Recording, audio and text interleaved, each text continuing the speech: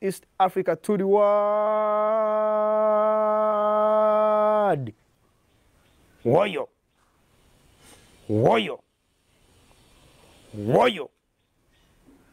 Woyo. Bombo youth in a day pan. A bombo klakata. A bombo klakata.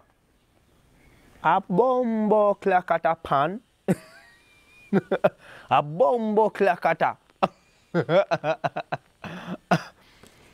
A bombo clat in a day pan. A bombo clat in a day.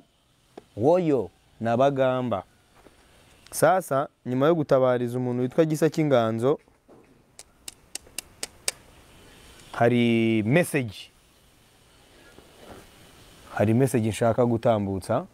Uyu ni umuheto, my traditional,